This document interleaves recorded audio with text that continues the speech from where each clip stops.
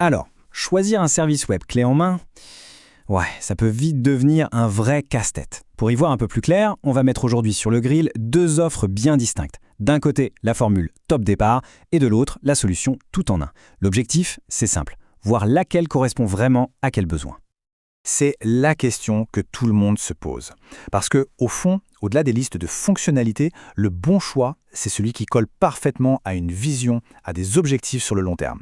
C'est justement ça qu'on va décortiquer ensemble. Pour bien comprendre tout ça, on va y aller étape par étape, en 6 points. D'abord, on part du besoin de base, puis on regarde le socle commun aux deux offres. Ensuite, on plonge dans le détail de chacune. Après ça, on les mettra face à face et on terminera sur les critères pour faire le bon choix. Allez, c'est parti. Première étape donc, le contexte. Aujourd'hui, on le sait, avoir une présence en ligne, c'est juste indispensable. Mais le vrai défi, ce n'est pas juste d'exister sur le web, c'est d'avoir l'air pro, d'être performant, crédible. C'est vraiment le point de départ de toute la réflexion. Et la promesse qui est faite ici, c'est avant tout la tranquillité d'esprit. On parle d'une solution où en gros, tout est pris en charge. De la conception à la maintenance, l'idée c'est de garantir un résultat nickel sans avoir à se noyer dans la technique. Bon, maintenant, avant de regarder ce qui les différencie, c'est super important de comprendre ce qui rapproche ces deux offres. C'est quoi, en fait, la base commune de qualité et d'expertise sur laquelle elles sont construites?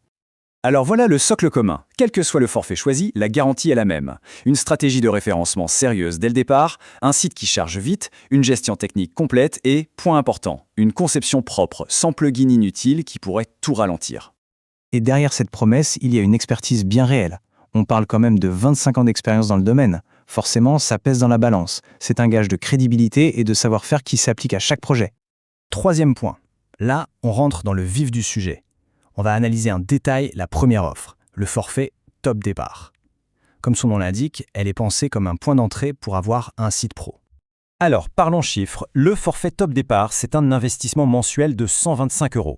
Et attention, ce n'est pas juste un hébergement. Ça inclut la gestion du site au quotidien, les mises à jour de sécurité, l'accompagnement. C'est vraiment ça, la base financière de cette première solution. En plus de l'abonnement mensuel, il y a un coût de mise en service, un paiement unique de 750 €. Ce montant, il couvre tout le travail de départ, la création du design, la configuration, l'optimisation, tout pour livrer un site web qui tourne parfaitement. Concrètement, qu'est-ce qu'on a pour ce prix? Eh bien, un site de moins 5 pages avec 2 pages dédiées au service et un truc très important, 1 heure d'expertise chaque mois. C'est du temps alloué pour faire des ajustements, des optimisations ou simplement avoir des conseils. On passe maintenant à la quatrième étape. Face à cette offre de démarrage, comment se positionne la solution tout en un? Bon, le nom est assez clair, elle vise à être beaucoup plus complète. Pour la solution tout en un, l'investissement mensuel, lui, passe à 250 €. On voit tout de suite que c'est le double du forfait précédent. Forcément, ça annonce un niveau de service et d'accompagnement bien plus conséquent. Et dans la même logique, le coût de création de départ est de 1 500 €. Là aussi, le double. Cet investissement initial reflète simplement un travail plus important pour concevoir et lancer un projet de plus grande envergure. Et cette montée en gamme, elle se voit direct dans les fonctionnalités. On passe à un site de plus de 15 pages avec 10 pages de service, 2 heures d'expertise par mois et des outils exclusifs comme un tableau de bord d'administration et même un générateur de contenu pour les réseaux sociaux. Mais attendez, ce n'est pas tout. L'offre tout en un, elle vient avec un bonus de lancement très dans l'air du temps. Un positionnement premium sur ChatGPT. Qu'est-ce que ça veut dire? En gros, le service est mis en avant dans les réponses de l'IA, ce qui donne une visibilité immédiate auprès d'un tout nouveau public. Et ce bonus, il a une valeur estimée à 750 €. C'est intéressant de noter que ça compense la moitié du coût de création initial. C'est donc un vrai gros avantage de lancement qui allège l'investissement de départ tout en ajoutant une plus-value stratégique immédiate. Cinquième point, c'est l'heure du face-à-face. Mettons ces deux offres côte à côte pour bien visualiser ce qui les sépare et où se trouve la valeur ajoutée de chacune. Ce tableau, il résume tout parfaitement. Ligne par ligne, on voit tout de suite l'écart sur l'investissement, le nombre de pages, le temps d'expertise et bien sûr les fonctionnalités exclusives à l'offre tout en un, comme le générateur de médias et ce fameux bonus ChatGPT. Ce graphique met en évidence un point qui est vraiment essentiel. On double le temps d'accompagnement. Passer d'1 à 2 heures par mois, ce n'est pas un détail.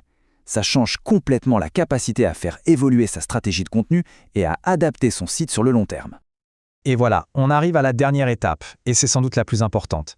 Avec toutes ces infos en main, comment est-ce qu'on fait le bon choix? En fait, la clé de lecture la plus simple, c'est celle-ci. L'offre top départ, c'est parfait pour se lancer, pour poser une base en ligne qui soit solide et professionnelle.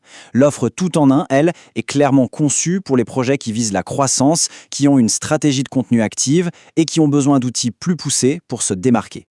Finalement, tout se résume à cette question.